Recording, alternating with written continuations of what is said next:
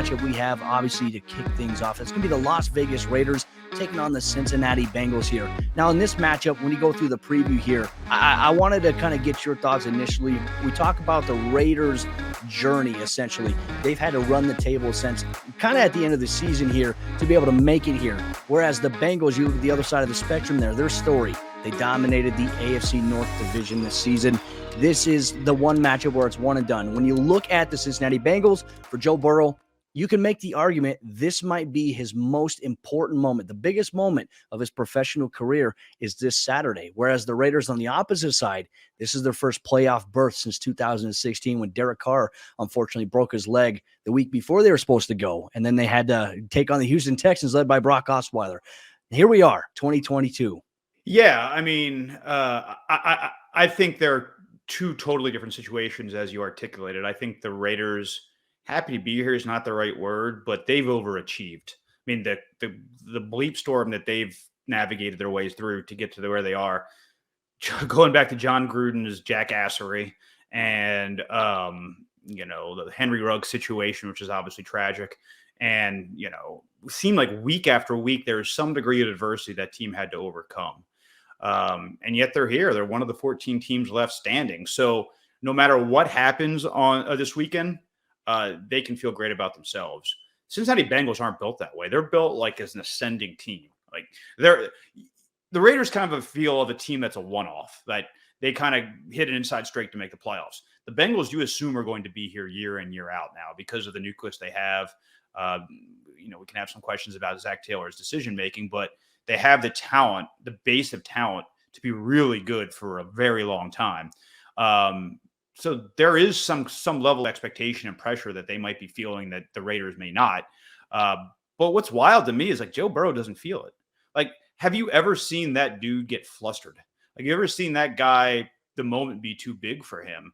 And so if this was just an ordinary team, because you have to crawl before you walk, before you run. And there's very few teams that I can think of that, instant turnaround, they win a Super Bowl or they, get to the Super Bowl. It's usually a building process. You got to hit benchmarks until you're really one of those top tier teams. And this is one of those building benchmark type of postseasons for Cincinnati. If they're one and done, there's huge questions, obviously, about, because especially if we lose to this team, the Raiders are not good. We went through it yesterday. I think they're the second worst team still standing aside from the Pittsburgh Steelers. But if you, as the Bengals lose at home to that team, to a team that's just so lucky to be there, it's going to raise a lot of questions going to the offseason. Now, you can address those things. You can make some changes, certainly. But there's so much more for the Bengals to gain and so much more for them to lose. And I think the Raiders, that's why they might be a little tight, but knowing Joe Burrow, they probably won't be. I think one thing that will help elevate the Bengals in this situation, I think what's elevated them all throughout this season. I mean, going back to Burrow's rookie year, we were seeing the flashes. We're like, man, if this guy can get some help around him, they're going to be dangerous. And obviously we saw the season-ending injury, but the way he attacked it, the way that they've come out this season, and they've battled and they've rallied, he's really been the leading guy in that front there. I think his experience playing in national championship games and just competing against some of the best talent in college football, being in the big moment, the national spotlight, I think he's ready for it. I think he's going to elevate this team a little bit further here, but it is a tough and, scrappy Raiders team that we have seen not go away when we thought so. I mean, we can go back to that Monday game where they postponed it against the Cleveland Browns due to COVID. They still scrapped. And even though that Cleveland, without everybody that they had, they were taking it to the Raiders. And then they found a way to battle back. Derek Carr, despite all this, all the things that have been happening this season with the Raiders, he's been in their one bright spot. Now for him, this is a big moment as well, because this is essentially his first ever playoff game as a Raiders quarterback. So something to keep an eye on there. One of the things I wanted to ask you about, like, we're getting to the whole X factor conversation here in just a moment. Looking at this matchup between these two teams, we were talking about a little bit with the coaching searches. If the Raiders win this game, in your opinion, does it change anything with Rich Bisaccia or maybe the trajectory? Do they keep him on? I mean, it's one of those tough decisions. I feel like it'd be hard to make, right? If you can get further in the playoffs, it's hard to let go of a guy that, was able to lead the team and rally them despite all the craziness that they dealt with this season, as you alluded to earlier.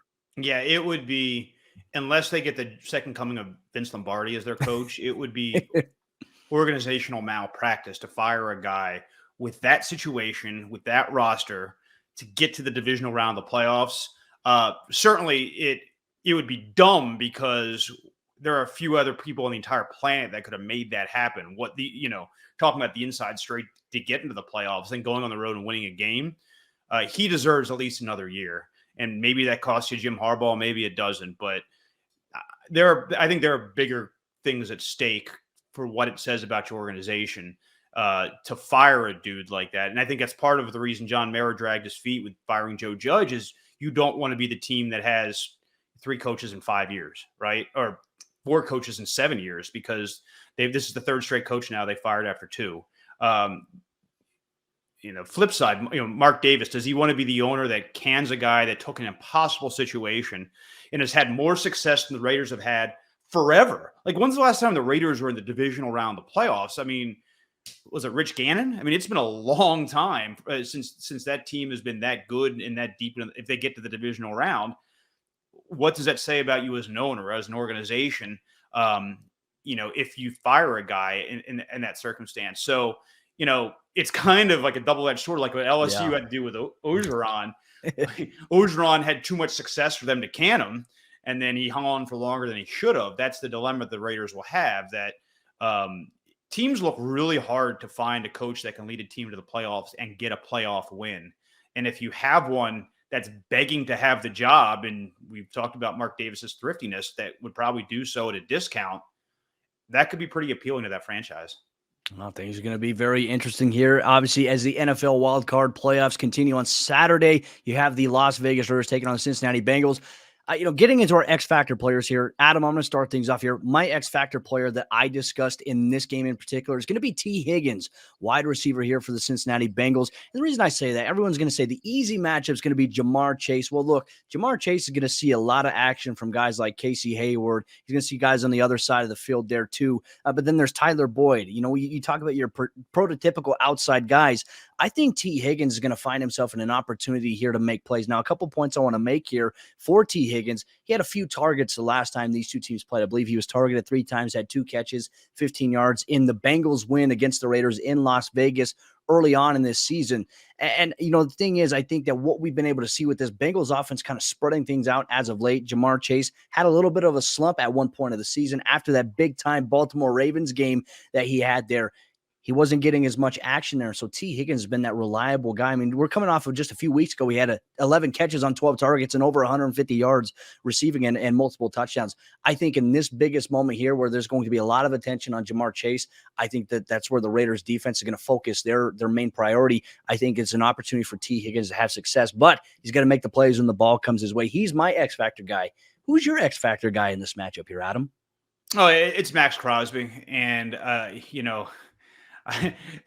the name Isaiah Prince is Cincinnatian for Storm Norton, because I think whatever we saw in week 18 between Max Crosby and Storm Norton, we're going to see a rerun of that, perhaps even more intense this week against this Isaiah Prince. I mean, Max Crosby is a phenomenal player, absolutely a fantastic player. 8 sacks this year, 30 quarterback hits. I think he has got like 42 pressures, just a wrecking ball. And he seems to be a guy that when he senses the blood in the water, he finishes dudes. Like what he did to Norton was just criminal. I mean, he finished that guy. And so the Bengals offensive line is not good. I mean, let's not kid ourselves. Their win rate or their pass blocking win rate is, I think, second worst in the entire NFL to the Miami Dolphins. And their run block win rate isn't super great either. So there will be, I mean, that's a pretty good front that the Raiders have. I think their defense in general is not good, but their front's pretty good. And so if they're able to get after Burrow and rough him up and make him throw up, because we've seen Burrow, his best is incredible, but his worst is kind of garish. So we've seen him do some dumb things. I think there will be an opportunity there for Max Crosby to make some hay. Now, the Cincinnati Bengals are smart. They're going to figure out how to scheme around it, and they're not going to let him just tee off all day on Joe Burrow. But if Crosby gets going, he's the only way that I can see this Raiders team having a chance to win this game.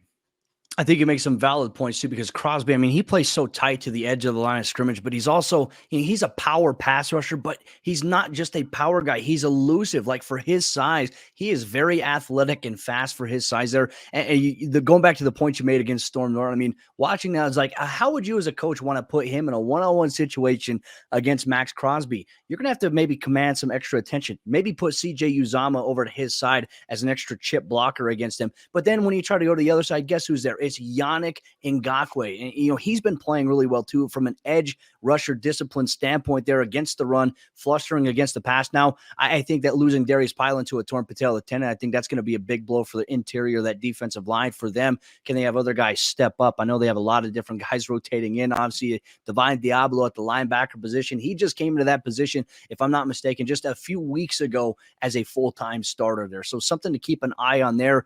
One of the neutralizers, Adam, that I wanted to talk about in this game in particular that I do worry about here, it's going to be hard to get to Derek Carr. And Trey Hendrickson is also one of those guys I'm looking at that reminds me a lot of Max Crosby in a sense. But the way that Derek Carr gets the ball in his hands so quick, I just don't know if the Bengals pass rush is going to be able to get home. Yeah, that doesn't worry me because I don't like the Raiders offense doesn't scare me at all. It doesn't. And I think we might in 2-3 months, if the Raiders decide to move on from Derek Carr, it might be because of this game. This is, I mean, his Waterloo, I guess. He's been here. He's been in that organization for so long. And even though he's put up some numbers that are eye-opening, they haven't at times, it feels like, been effective numbers, impactful numbers. He is prone to make the dumb mistake at times. So yes, I think the Cincinnati would do well to get after him. But for some reason, I'm just not at all concerned about the Raiders moving up and down the field against that Bengals. Their secondary is fine. The Bengals' secondary is fine. They've got, I mean, certainly they're good against the run. I just don't see a lot of paths for Vegas to win this game simply because I don't think they're that good. And I think we're going to see Derek Carr. Now, he is the prototypical playing with your heart in your sleeve type of guy, and maybe he rises to the occasion. But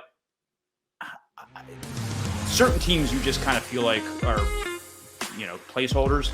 Yeah. I feel like that about the Raiders. I could be completely wrong and be eating my words on Saturday. But, it would be good for them to get pressure against Derek Carr, but I don't think it's going to be the reason they lose the game.